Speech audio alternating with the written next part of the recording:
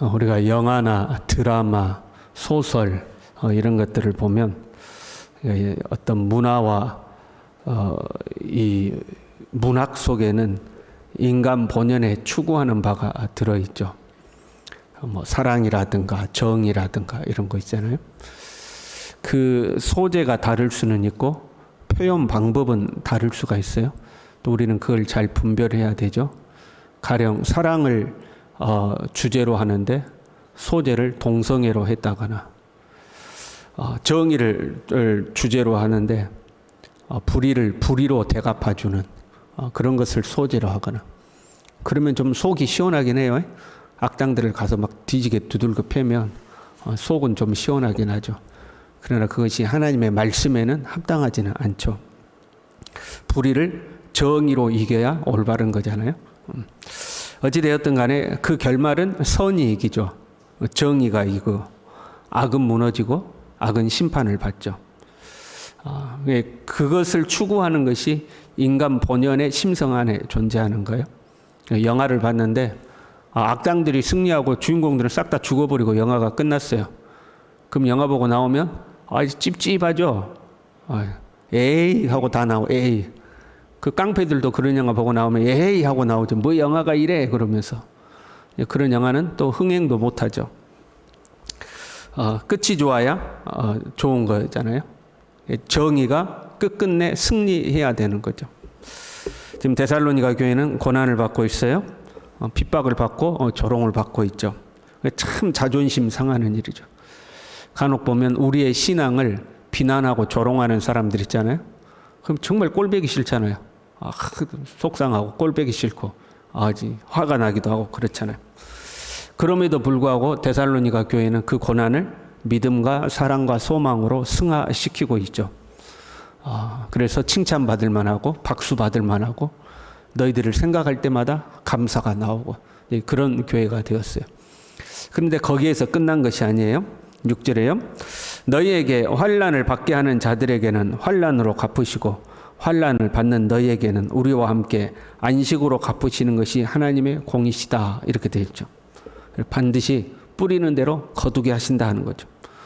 불의로 남을 괴롭히는 자는 반드시 그 불의의 대가를 거두게 되어 있죠. 네가 무엇으로 심든지 그대로 거두리라. 악을 심는 자는 반드시 악에 대한 보응을 받게 되는 거죠. 그런데 가만 보면 현실 세계에서는 꼭 그렇지만은 않은 것 같을 때가 있죠. 악한 자가 더 잘 되고 불의한 자가 이익을 더 챙기죠. 선한 사람들은 마음이 약해서 큰 소리를 못 내는데 악하고 독한 자들은 목청을 높여가지고 자기 주장을 관철을 시키죠. 그래서 자기 이익을 챙기는 거 아니에요? 그러나 그 영화가 끝날 때쯤 되면 반드시 정의가 이기듯이 선을 이기듯이 악한 자는 심판을 받게 되어 있습니다. 이 땅에서도 한번 보면 그 악한 자들은 결국 법의 심판을 받죠. 그러나 서로 이 땅에서는 그렇지 않다 할지라도 최종 심판이 기다리고 있죠. 언제요? 주 예수께서 자기의 능력의 천사들과 함께 하늘로부터 불꽃 가운데 나타나실 때에 그때에 하나님의 공의로운 심판이 반드시 이루어질 것이다. 그래서 우리는 악한 자들의 형통을 부러워할 것이 없어요. 하나님의 공의는 반드시 이루어지죠. 8절에요. 하나님을 모르는 자들과 우리 주 예수의 복음에 복종하지 않는 자들에게 형벌을 내리시느니 자세히 봐야 돼요. 지금 성도들에게 환난을 주는 자들을 환난으로 갚으신다. 언제? 예수님이 다시 오실 때에 그렇게 하실 것이다 말씀하시고 다시 그것을 반복해서 설명하시는 거거든요. 하나님을 모르는 자들과 우리 주 예수의 복음에 복종하는 자들에게 심판이 있을 것이다. 그 반복해서 하는 거잖아요. 환난을 주는 자들에게 환난으로 갚으실 것이다. 예수님이 다시 오실 때에. 그리고 다시 반복하는 거예요. 하나님을 모르는 자들과 우리 주 예수의 복음을 받아들이지 않는 자들에게 형벌이 있을 것이다 하는 거죠.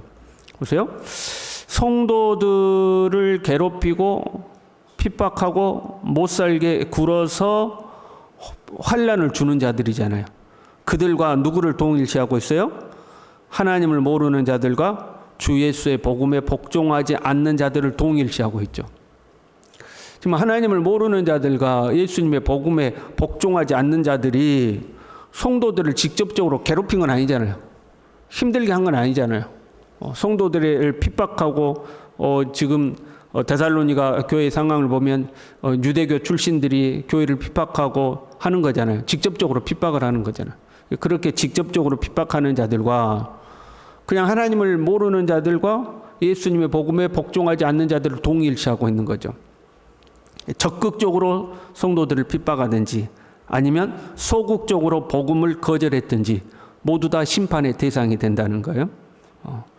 사실 예수님을 안 믿고 복음을 거절하는 것 자체가 죄죠. 또한 그것이 성도들에게는 시험거리이고 유혹거리입니다. 그렇잖아요. 하나님을 안 믿는데 잘 산단 말이에요. 그거 자체가 시험거리죠. 그래서 그 또한 간접적인 핍박이 되는 거예요.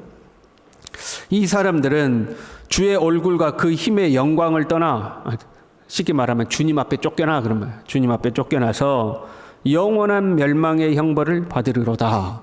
영원한 멸망을 받는. 그러나 고난과 핍박 가운데서 믿음을 지킨 성도들에게는요, 주님을 만나는 은혜가 주어져요. 여러분, 이것이 큰 은혜요 상이에요. 다른 것이 아니라 우리가 주님을 만날 수 있다는 거예요. 주님의 영광의 자리, 주님이 이 땅에 다시 오실 때 그 영광의 자리에 우리가 함께 있을 수 있는 거, 그것이 큰 은혜예요. 그것이 큰 복이에요. 그의 성도들에게 영광을 받으시고, 예수님이 강림하사 그의 성도들에게 영광을 받으시고, 이거 주님을 만나서 우리가 주님께 영광을 돌린다는 거. 우리 주님, 주님하고 이제 영광을 돌리는 거죠. 모든 믿는 자들에게서 놀랍게 여김을 얻으시리니, 우리가 주님을 보고 놀라고, 와, 진짜 주님이다 하고 주님께 찬사를 보낸다는 거예요. 이야, 진짜 우리 예수님이다. 와, 주님 영광 받으세요. 와, 드디어 예수님 만났구나 하고 그 주님께 찬사를 보낸다는 거죠. 그것이 우리가 받는 은혜인 거죠. 그리고 12절에는요, 너희도 그 안에서 영광을 받게 하려 함이라. 우리도 주님 안에서 함께 영광을 누린다는 거예요. 우리가 와, 주님, 드디어 주님을 만났다. 드디어 주님이시군요. 와, 정말 주님 영광스럽다 하고 주님께 찬사를 돌리는데, 그 주님의 영광 안에서 우리도 함께 영광을 누리게 되는 거죠. 주님의 몸된 교회로서요, 주님의 승리가 곧 우리의 승리가 되는 거죠. 주님의 영광이 곧 우리의 영광이 되는 거죠. 우리가 쉽게 표현하면 한 팀이에요. 그러면 우리 팀이 승리하면 모두가 그 영광을 누리잖아요. 그래서 우리가 주님과 함께 영광을 누리는 거죠. 우리 교회가 만약에 막 사람들에게 칭찬받고 박수 받을 일이 생겼어요. 그러면 누가 그 기쁨을 다 같이 누려요? 온 성도들이 같이 기쁘잖아요. 야, 우리 교회가 이렇대 하고. 똑같은 거죠. 고난을 이겨내고 주님 오실 때 주님을 만나면 그 주님의 영광 속에서 우리도 같이 영광을 누린다 하는 거죠. 이것이 주님의 공의예요. 환난을 받는 너희에게는 우리와 함께 안식으로 갚으시는 것이 하나님의 공이시니, 이렇게 했죠.